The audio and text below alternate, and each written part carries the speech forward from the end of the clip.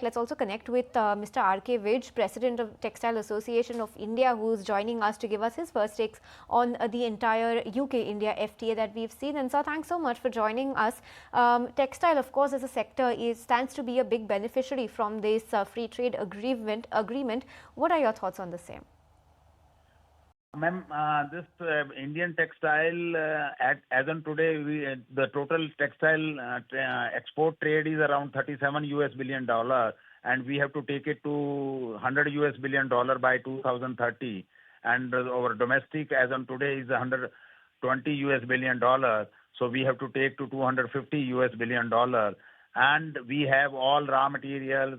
We have right from garment till upstream industry, we are all equipped with, and the government has come up with the 7 PM Mitra Park, PLI schemes, SQCU on the value-added products, and other benefits they are giving. And moreover, this textile is a job-oriented is there. So this UK benefit, UK FTA will be a much benefit, because as on today, if we have to grow export, then we will have a chance. And moreover, the time is there when Bangladesh is there is a political disturbances are there.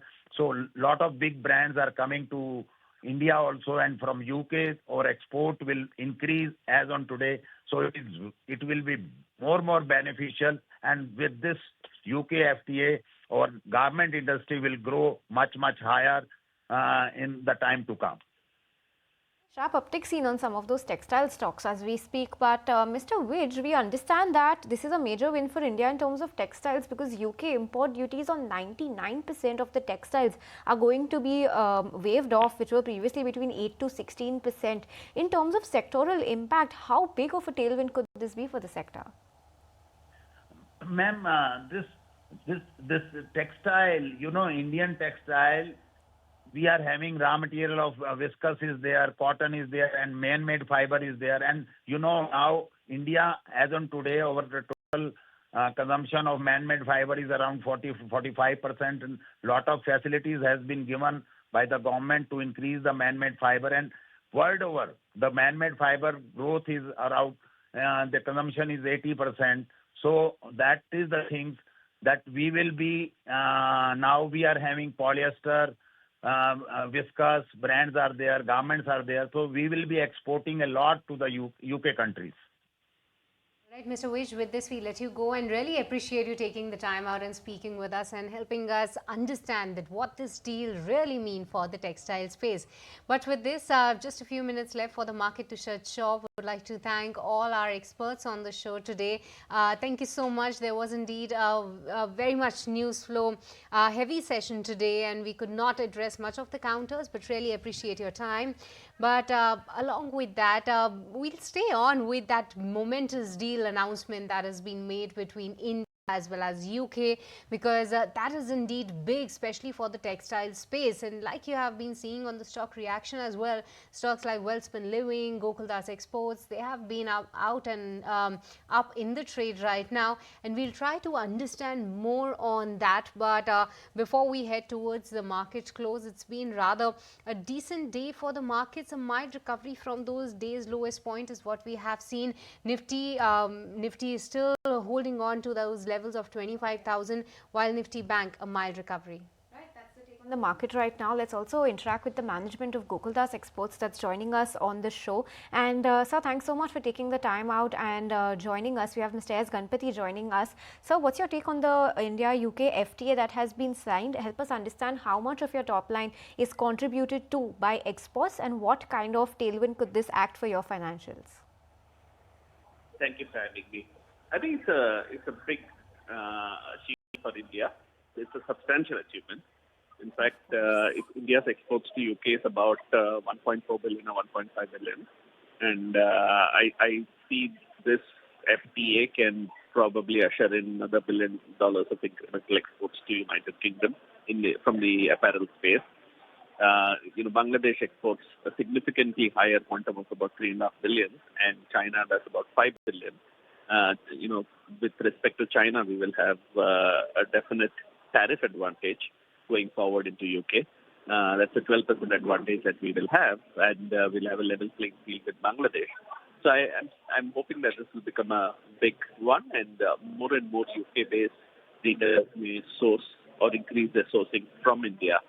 So Indian apparel manufacturers can expect a good incremental business opportunity.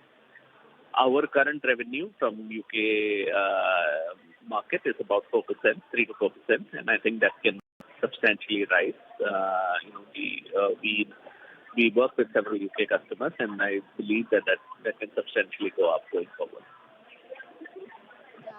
Mr. Ganapathi, thank you so much for taking the time out. But just wanted to understand that, yes, of course, the doors do open for the Indian textile space. But along with that, within the textile, help us understand that which segment or category that is expected to benefit the most. Is it going to be the ready-made garments that will be the biggest beneficiary, or rather some of those fabrics are going to have this benefit because of this deal? So I'm talking of apparel, and it will be largely apparel which will benefit, and across all the sectors. So, within the when I say apparel, it's the ready-made garment itself. Across all categories, we will see a lot of growth into the UK market. There is zero tariff applies to all, and it's largely ready-made garments or apparel, which will be the beneficiary of it. All right, but Mr. Ganapathi, the other thing that I just wanted to understand from you with respect to textiles, since we have you with us, is that with respect to the tariff deal, especially with some of our neighboring countries and the tensions that are going on, the textile industry, all in all, was expected to benefit more on that. So help us understand that how is the sentiment shaping up? Like in the month or so, in the last couple of months, is the sentiment already shaping up and improving? Yes.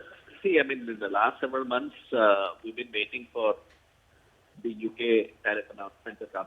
There's also a negotiation happening with the US, so we're also waiting to understand where that lands.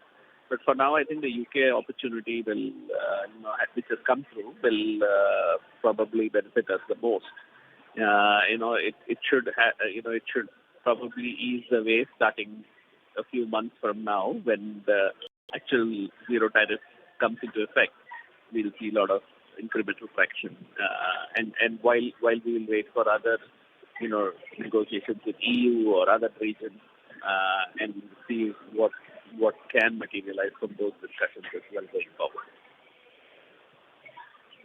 From the management of Gokuldas Exports on the recent UK-India FTA signing that we've just seen, we also have on board Mr. Ajay Bagga, who's a market expert, to understand the implications of what has happened.